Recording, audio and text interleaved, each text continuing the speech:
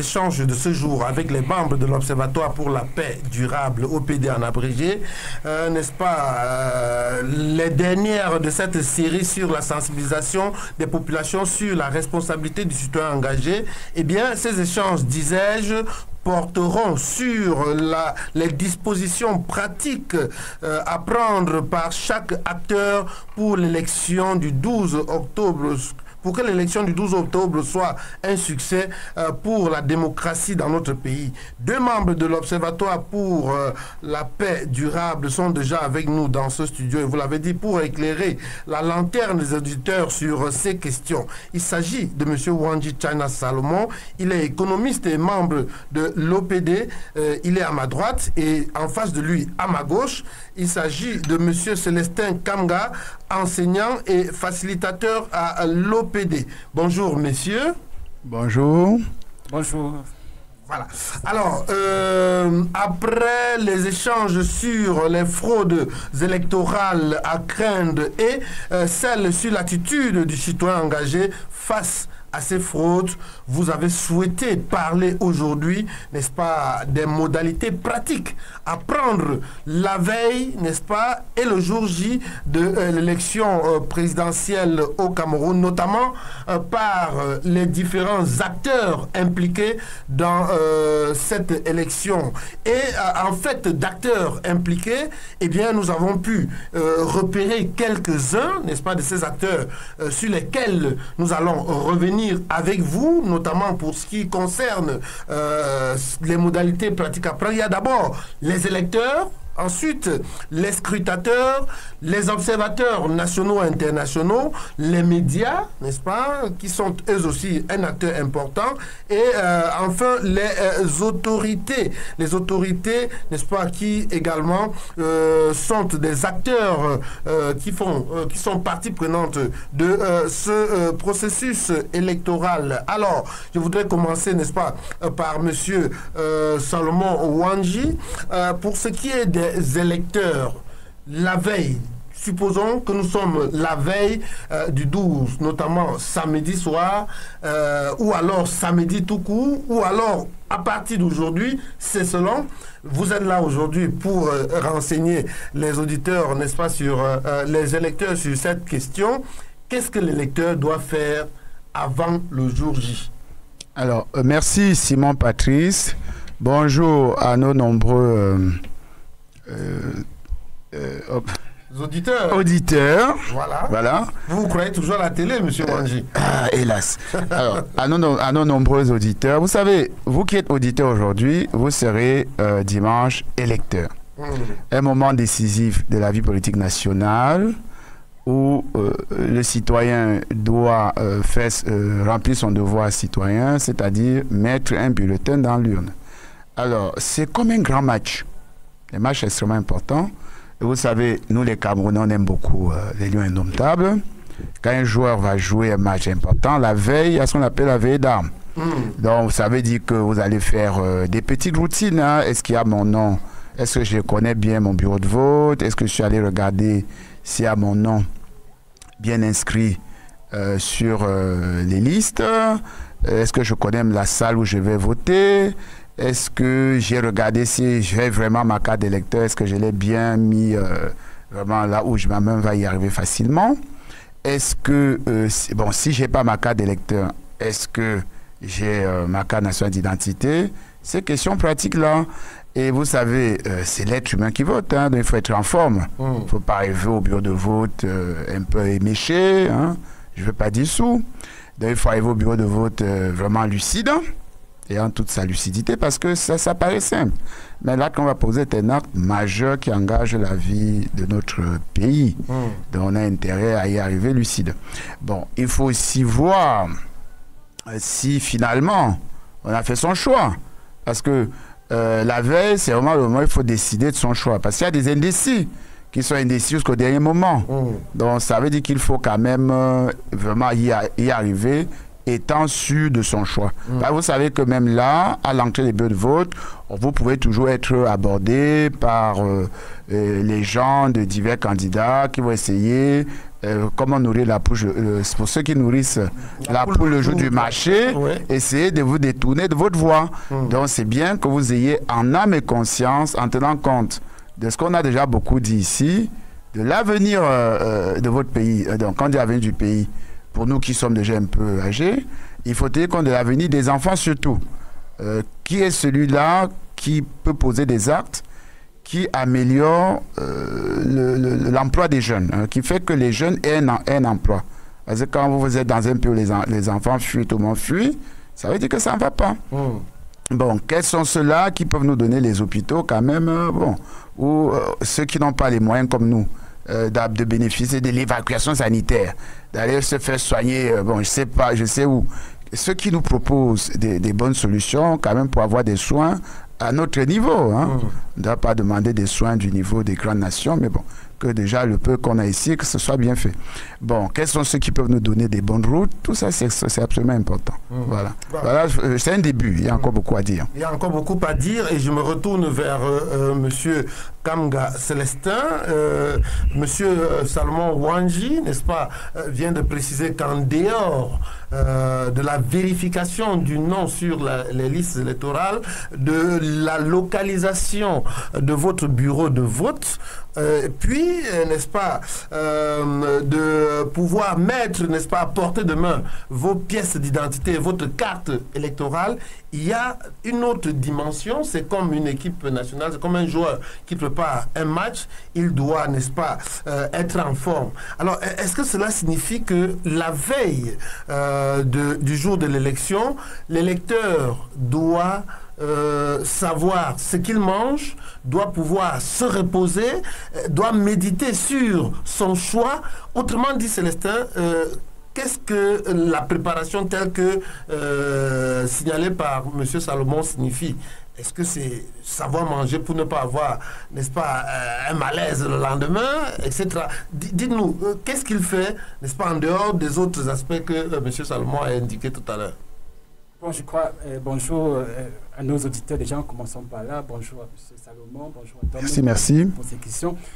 Et je peux dire qu'il a, dans son exposé, mis en relief tous les paramètres. Et si vous permettez, je vais juste insister sur l'aspect préparation psychologique. J'ai beaucoup apprécié la comparaison qu'il a faite avec un match de football qu'un joueur se prépare à livrer. Au jour J, à jour J-1, il y a des attitudes qu'il faut développer. Je peux aussi faire la comparaison avec un élève qui prépare un examen. Quel que soit le cas, le bac, par exemple, le bac commence demain, c'est pas moi, mardi. Lundi soir, il est important que le candidat à cet examen fasse le point. Et pour revenir à ce qui nous concerne, les élections, c'est précisément comme les élections le dimanche le 12 et samedi le 11, en fin de journée, que chacun devrait pouvoir se positionner. J'ai apprécié qu'il demande aux gens d'aller au bureau de vote, ayant déjà en tête leur candidat, pour éviter des marchands d'illusions qui, pour reprendre son expression, qui parfois rôdent autour des bureaux de vote. Et qui, j'ai apprécié ton expression, ne pense nourrir la poule le jour du marché. Donc, samedi soir, chacun devrait questionner sa propre conscience de tous ceux qui sont là et qui ont dit chacun ceci, enfin qui ont les uns et les autres dit ce qu'ils peuvent faire pour le pays. J'ai écouté tout ce que les uns et les autres ont dit. Je crois à qui, en définitive? En définitive, à qui est-ce que je vais donner ma confiance pour porter le destin de la nation pour les 7 années à venir?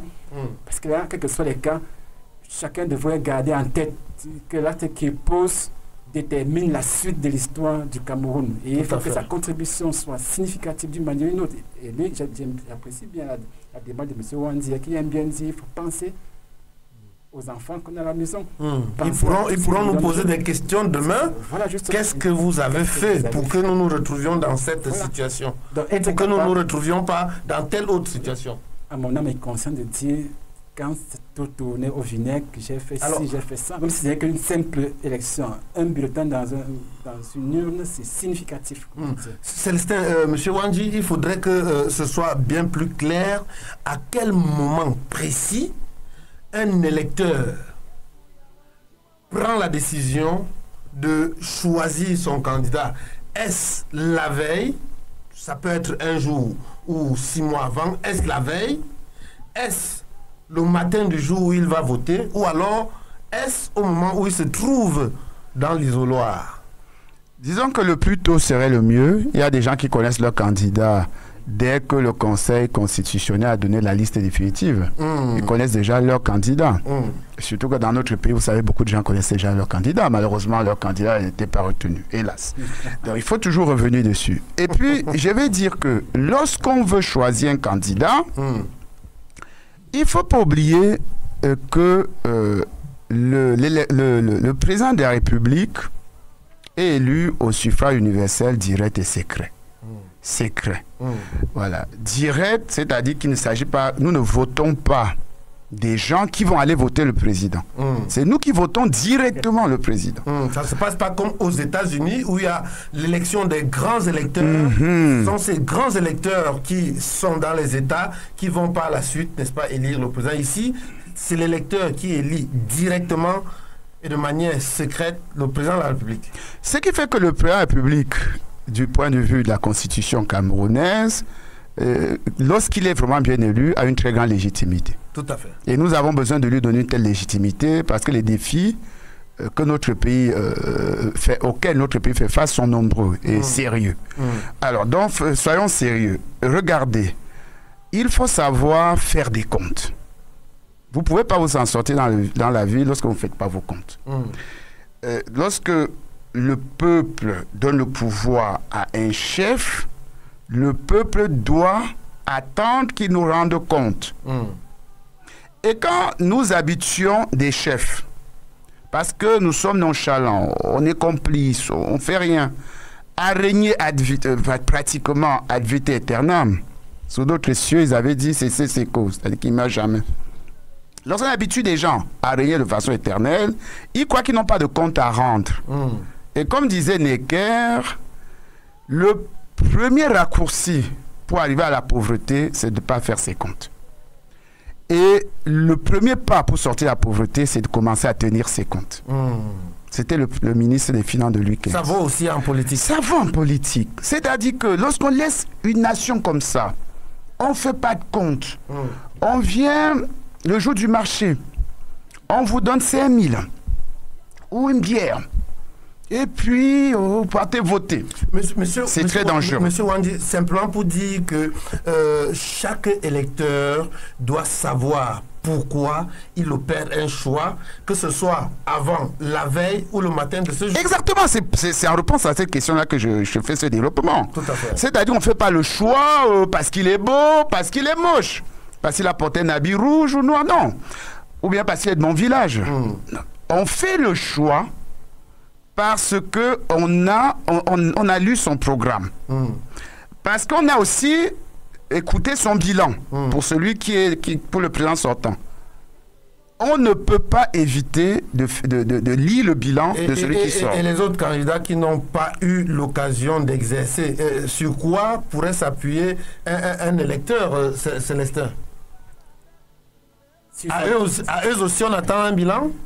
Est-ce qu'on attend un bilan, pas un bilan en tant que président, puisqu'ils n'ont pas été présidents, mais en tant que personne, chacun a un profil de carrière. Tout à fait. Depuis qu'il est né, qu'est-ce qu'il a fait? Est-ce que sa trajectoire nous inspire confiance? Donc, quand on écoute les différents acteurs, les différents aspirants au fauteuil présidentiel, peut-être l'histoire de chacun peut nous aider à nous imaginer ce qu'il ferait s'il était... J'ai admiré dans un pays lointain l'expression que quelqu'un a utilisée. Moi, président, voilà ce que je ferais. Le moi, président, voilà ce que je ferais se comprend en lumière de moi, administrateur, moi, avocat, voilà ce que j'ai fait. Tout à fait. Moi, acteur de la société civile, moi, voilà ce que j'ai fait. Donc, finalement, ce que tu comptes faire peut, dans une certaine mesure, n'être que le reflet de ta propre histoire. Et si ta propre histoire inspire confiance, évidemment, On fera confiance. D'accord. Alors, nous parlions là, n'est-ce pas, des dispositions à prendre par l'électeur la veille de l'élection. Et maintenant, le jour de l'élection, est-ce qu'il y a une heure indiquée pour arriver? Est-ce qu'il y a une attitude précise à adopter par l'électeur? Qu'est-ce qu'il fait le jour, le matin du vote, à midi, le soir? Qu'est-ce qu'il fait, Monsieur Wanji? La vie appartient à ceux qui se lèvent tôt. Il est toujours bien de quand on veut faire quelque chose, d'y aller tôt. Mais ne vous inquiétez pas, même si vous avez des obligations peut-être religieuses, puis c'est un dimanche, etc. C'est une bonne chose de mettre Dieu dans ce qu'on fait. Bon, on peut à la sortie de la messe aller voter, ou même dans l'après-midi, on peut toujours voter, puisque le bureau de vote est ouvert. Permettez d'ailleurs, beaucoup vous disent quand ils arrivent à 10h, 11h, qu'ils sont allés d'abord demander à Dieu de les inspirer. Ça aussi... C'est très bien. Moi, je vois ça très positivement.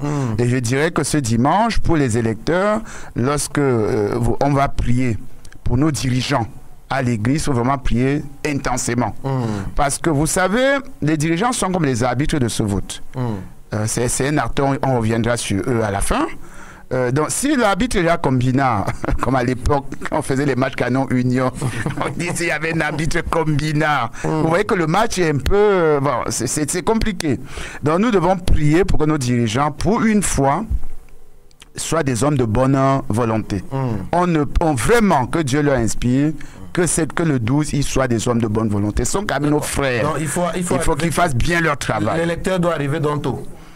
Le taux, c'est mieux, mais s'il ne peut pas, même si c'est à 16h, puisque je sais, les bureaux de vote ferment à 18h. À 18h. Ils ouvrent à 8h et voilà. Ferment à 18h. Oui, donc vraiment, il faut voter. Alors, Célestin? Oui, c'est très bien. Il a très bien dit, mieux vaut arriver tôt, à défaut d'arriver tôt. Sache quand même que ça tient de 8h à 18h. On a toute la journée pour le faire. Et c'est tant mieux aussi, ceux qui peuvent aller prier d'abord avant de venir voter, ce serait toujours un atout, comme qui dirait. Maintenant, arriver tôt ou arriver tard, qu'est-ce qu'il y a comme atout, comme valeur ajoutée pour chacune des options? Arriver tôt, être présent au bureau de vote au moment où le bureau de vote s'ouvre, ça permet à l'électeur, tout particulièrement le citoyen engagé, que nous essayons, le concept que nous essayons de promouvoir ces derniers jours, de s'assurer avec les membres de la commission locale de vote, président, le secrétaire et autres, que les choses sont bien disposées. Donc, est-ce qu'il y a la liste des électeurs affichée à l'entrée du bureau? Si tel n'est pas le cas, le citoyen engagé peut bien rappeler quand même cette disposition réglementaire. Est-ce que on a ouvert le vote en présence de l'ensemble des acteurs concernés dans le bureau de vote? Donc, celui qui va à 8h peut faire une contribution en termes d'attirer l'attention des acteurs de la salle sur ces dispositions. Mais dans celui qui va plutôt à 18h, en fin de journée, encore quelqu'un peut aller à 8h et repartir à 18h. C'est un jour où on n'a pas du tout de travail à faire que de gérer le vote, comme qui dirait. Donc, celui qui va à 18h peut maintenant participer aux opérations de dépouillement et jouer à fond un rôle de citoyen engagé tel que nous l'avons décrit dans l'émission. Voilà. Est-ce que on peut imaginer qu'en rapport avec le message que vous avez passé le temps à envoyer aux citoyens, à savoir voter, n'est-ce pas, contrôler son vote et même défendre son vote, est-ce que c'est ce jour-là que ces citoyens, n'est-ce pas, engagés, mettent en œuvre cette triptyque? Absolument, parce que le jour du vote, il y a déjà qu'il faut, comme il a si bien dit, contrôler la régularité des opérations de vote proprement dites. Déjà. Parce que c'est aussi le jour du vote, nous qui dénoncions ou qui continuons à dénoncer les fraudes, que peuvent se faire les fraudes du jour du vote? N'est-ce pas? On peut bourrer les urnes, on peut faire ci. Or, si il y a les électeurs constamment, ce jour-là, bon, c'est quand même des êtres humains qui font ça. Ils vont se dire, ah, il faut quand même pas que je me couvre de honte. Il va réfléchir autrement. Et c'est déjà bien pour lui, pour nous. Parce qu'on empêche à quelqu'un de commettre un forfait, c'est bien aussi pour lui surtout. Voilà, pour sa conscience, pour voilà. Donc, et puis, il a surveillé son vote. C'est ça en dedans. Et il y a une opération fondamentale, c'est le dépouillement. Le dépouillement se fait ce jour-là. Et au moment du dépouillement, il faut que le peuple soit présent. pacifiquement, sans faire obstruction, respectueusement, mais doit être là. Mais parce que la présence du peuple, je peux vous dire une chose, hein, s'il y a 4 personnes devant votre porte, à une certaine heure, si le voleur vient, il ne va pas entrer. Même s'ils disent rien. Il va chercher qu'il n'y a personne avant de venir. Donc si nous sommes au moment du comptage, ça va déjà faire qu'on ne va pas faire n'importe quoi. Et après, on sait que dans mon bureau de vote, voilà les résultats. Et on contrôle tous les bureaux de vote dans son centre de vote.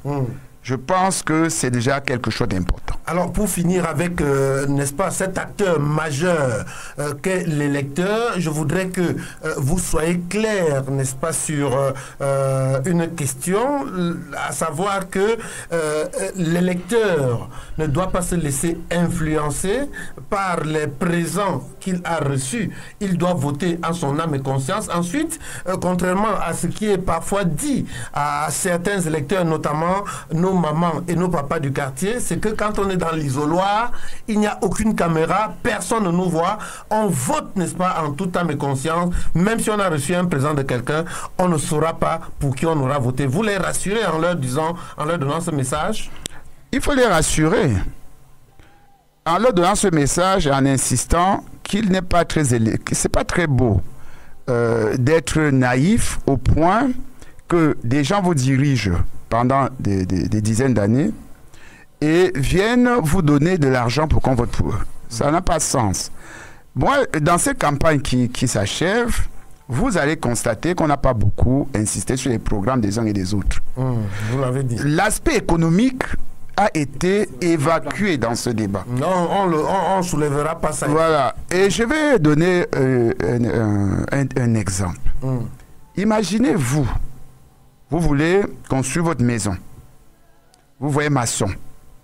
Vous lui donnez 3 millions pour qu'il construise une maison de votre niveau.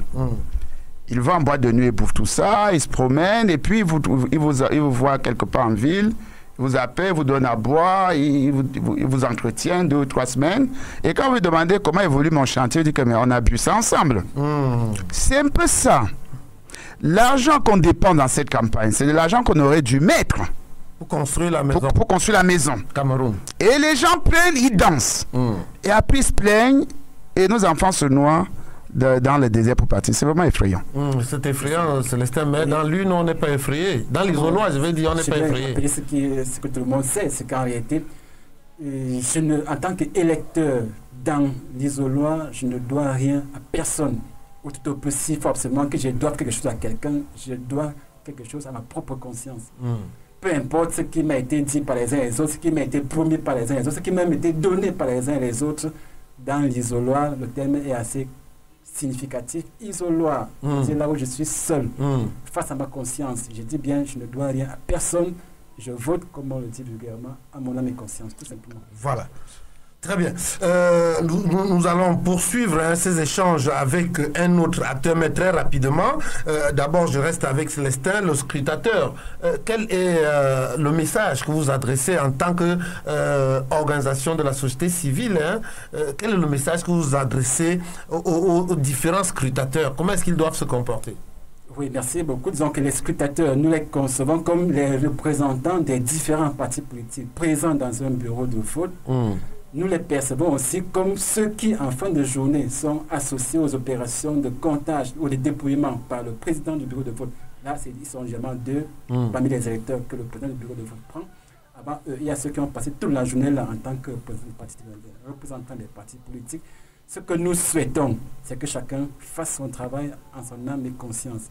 Je suis venu comme scrutateur pour défendre tel parti politique, pour garantir les intérêts de tel parti politique. Je dois assumer mes responsabilités jusqu'au bout, défendre les intérêts de ce parti politique. Je suis venu aussi, au-delà d'être scrutateur, je suis électeur. Et alors, je dois m'assurer de défendre aussi, au-delà des intérêts partisans, de défendre aussi la vérité, défendre mon vote et défendre surtout la vérité des urnes. Parce que le défi auquel nous sommes tous confrontés, quelles que soient nos obédiences politiques, religieuses, ethniques et autres, c'est parvenir à ce que le résultat au soir du 12 octobre 2025 reflète la vérité des urnes. Et maintenant, en tant que scrutateur, je dois aussi, au-delà de la défense des intérêts de mon parti, pour lequel je suis là, m'assurer aussi de défendre véritablement cette vérité des urnes. Alors, M. Wanji, il y a des scrutateurs, des représentants des partis politiques qui viennent, n'est-ce pas, dans le bureau de vote, justement avec cette conviction de défendre la vérité du vote, mais chemin faisant, on a connu des cas où ils ont été détournés, soit parce qu'on crée une pause pour aller croquer quelque chose, et entre-temps, il se passe des choses. Alors, qu'est-ce que le scrutateur, dans ce cas, doit faire? Déjà, le scrutateur doit, à la veille, pendant la veille d'armes, être un peu plus... sa responsabilité est double. Parce que déjà, le scrutateur, il est électeur et il scrute. Donc, il doit être vraiment en forme physiquement. Parce que s'il faut passer toute une journée sur place...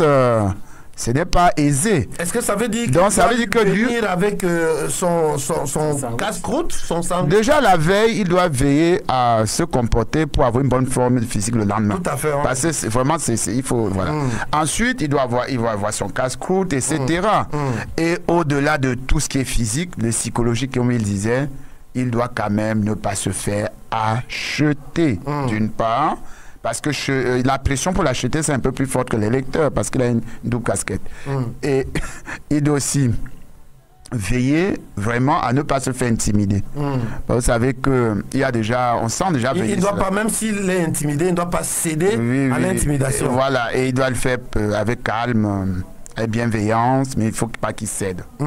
Voilà, je crois qu'il n'y a pas que les scrutateurs, mais on retient au moins, pour ce qui est de l'attitude ou du rôle du scrutateur, c'est qu'il doit défendre la vérité des urnes, et pour cela, il doit veiller à ce que le processus se déroule normalement, n'est-ce pas, le jour du vote, que l'on a vérifié l'urne, qu'elle est vide, ensuite que les bulletins sont présents, que tout le monde est là, les encres sont là, vérifier que des gens ne viennent pas voter 2 fois avec des encres, etc. etc.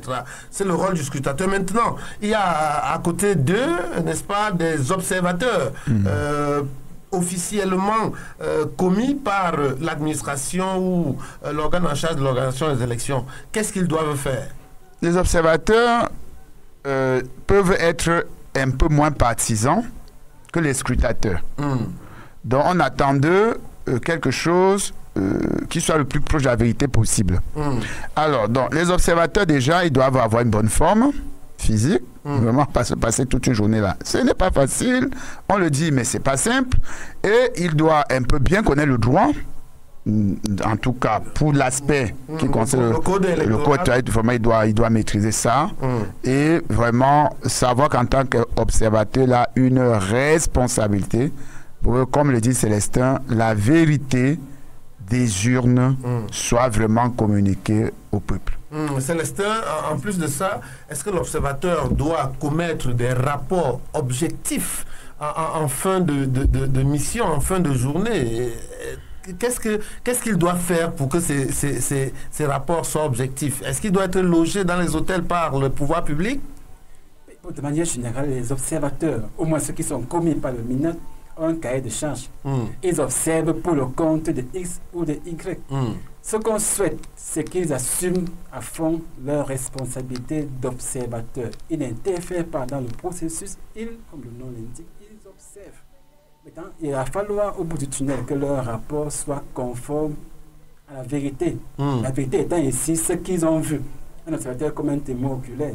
J'étais assis dans un coin, j'ai suivi tout ce qui s'est passé de bout en bout. Je dis, voici ce qui s'est passé.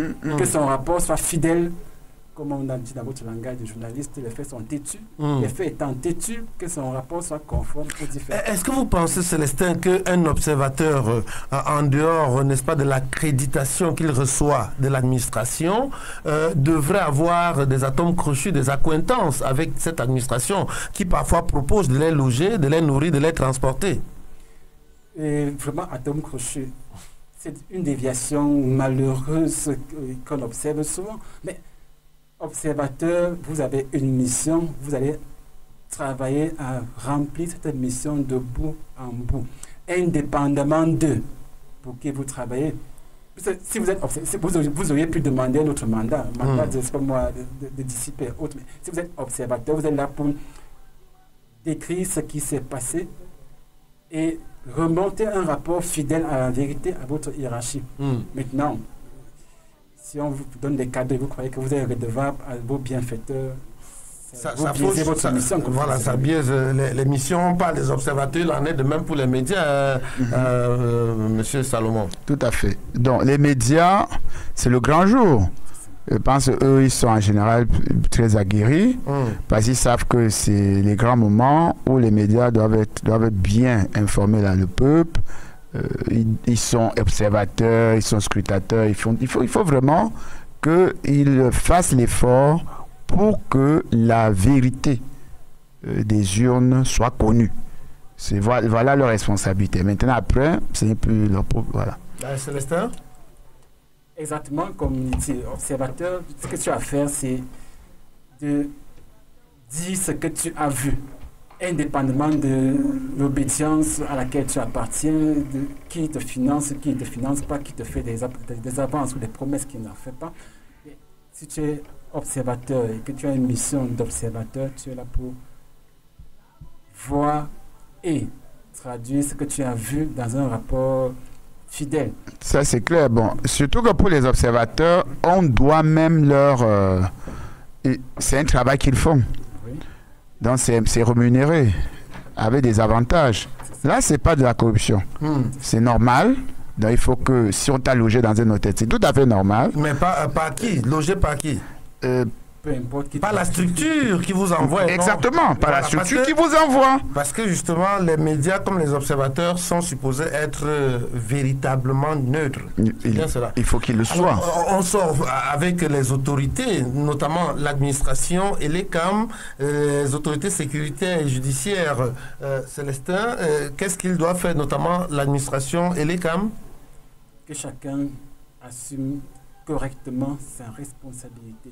Au-delà de l'obligation ou de la soumission que chaque autorité peut avoir pour sa hiérarchie, il y a que nous sommes tous tenus par la vérité des urnes. Et les autorités auxquelles vous faites allusion, peu importe dans quelle, que ce soit les responsables de l'ELECAM, les autorités judiciaires, de sécurité et autres, nous sommes engagés dans le même combat. Le combat pour la prospérité d'une nation qui est la nôtre, que nous voulons laisser à nos enfants. Dans 2-3 générations, personne ne saura qui était quoi il y a 50 ans quand le pays tournait au vinaigre ou quand le pays se relevait. Donc, chacun doit faire, au-delà de son obédience en termes professionnels, faire allégeance à cette nécessité de participer de manière la plus positive possible à la construction, de la nation. Alors, Salomon, les autorités administratives ou les autorités de l'ECAM, pour ne prendre que ces deux cas, doivent avoir à la conscience, n'est-ce pas, doivent avoir à l'esprit qu'ils ont entre leurs mains le destin d'un pays. C'est-à-dire que si un comportement mal placé tourne, n'est-ce pas, j'allais dire, à la dérive, est-ce qu'il ne doit pas se dire, nous assumons, et dans ce cas, ne respecter que les règles, les lois qui régissent, n'est-ce pas, ce processus électoral? C'est ce qu'on attend d'eux. Et je vais commencer par dire que l'ELECAM surtout a été créé à la suite de l'ONEL, 1 et 2, etc., parce qu'il fallait un organe qui ne soit pas directement le MINAT. Bien. Et malheureusement, on constate que l'ELECAM, on leur fait ce procès, on ne va pas reprendre ça ici, que c'est toujours les gens du même bord. Il faut dire que... Et, tout au moins, ils nous donnent l'impression d'être du même bord, mais les textes sont clairs, qui leur donnent les coups de franges. J'y arrive. Donc, cette fois-ci, j'appelle à leur bonne volonté. Qu'ils comprennent que ils auront une responsabilité plus lourde dans le jugement de l'histoire qui aura lieu. Ça a toujours lieu au jugement de l'histoire. C'est vrai que dans 50 ans, on peut croire qu'on ne saura pas qui est qui. Mais l'histoire, on va déjà faire l'histoire du Cameroun dans 50 ans. Les Camerounais forment des historiens. Nous pouvons lire sur l'histoire des grands pays à 100 ans, 200 ans, 400 ans. Nous-mêmes, ça va arriver, puisque l'écrit est déjà chez nous. Les historiens sont en formation. Donc, on va écrire, et vraiment. Donc, il faut qu'ils sachent qu'ils ont une responsabilité plus lourde quand on voit des responsables de l'ECAM poser des actes qui ne correspondent pas à leur mission. Ce pourquoi ils ont été créés, ce pourquoi ils sont payés, c'est très dangereux. Mais je suis convaincu. Vraiment, j'ai l'espoir, puisque le président Paul Biya a fait sa campagne sur le thème de l'espérance. Vraiment, j'espère que cette fois-ci, et les CAM... Vous espérez qu'il y ait espérance? L'espérance au sens noble du terme. J'espère vraiment qu'il y aura parmi les professionnels à l'ECAM, dans le corps judiciaire, cette fois-ci, des hommes de bonne volonté. Des hommes intègres. Qui vont défendre leur nation. Qui vont savoir qu'après tout, si ce pays coule, ils couleront.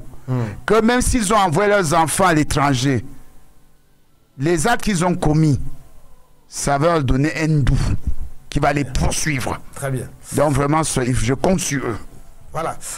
Monsieur Célestin Kamga, merci beaucoup d'avoir accepté de venir éclairer la lanterne, n'est-ce pas, des auditeurs, comme l'a dit Monsieur Salomon, qui dimanche seront des électeurs. Merci beaucoup pour votre invitation. Et je crois que c'était un plaisir d'être avec vous tout au long de ces 3 quarts d'heure. J'apprécie la démarche qui était la vôtre d'associer l'OPD à cette noble mission d'éduquer l'ensemble des acteurs de notre processus électoral afin d'obtenir un résultat au soir du 12 octobre qui soit le reflet de la volonté populaire. Monsieur Wanji? Vraiment, beaucoup de gratitude. Nous sommes contents, nous sommes reconnaissants de venir en tant qu'OPD dire à travers votre média, à travers vos questions, dire à vos auditeurs qui sont les électeurs demain que l'avenir du Cameroun entre leurs mains, qu'il faut qu'ils comprennent que le petit acte qui est de voter est un acte important et qu'il faut voter, surveiller son vote. Et il faut prier Dieu pour que cette fois-ci, vraiment les Camerounais se ressaisissent et sortent leur pays de la mauvaise, du précipice où on est en train de les engouffrer. Merci aussi à Mathias Bianjou et aux autres membres de l'Observatoire pour la paix durable qui ont travaillé, n'est-ce pas, à ce que ce programme ait lieu. Je ne sortirai pas sans rappeler que l'Observatoire pour la paix durable a publié un code de conduite d'un citoyen engagé le jour du vote au Cameroun. Vous pouvez avoir ce document, n'est-ce pas, au siège de l'OPD de APADER, ici même à Banganté, tout comme ce document circule déjà sur les réseaux sociaux et qui vous indique précisément ce que vous avez à faire le jour du vote afin que ce vote soit un vote, n'est-ce pas, de vérité, un vote de conscience des Camerounais, condition préalable pour éviter, n'est-ce pas, des crises sociopolitiques et surtout pour amorcer véritablement le développement de notre pays. Donnons-nous rendez-vous, n'est-ce pas, la semaine prochaine pour d'autres éditions avec ce partenaire de la société civile.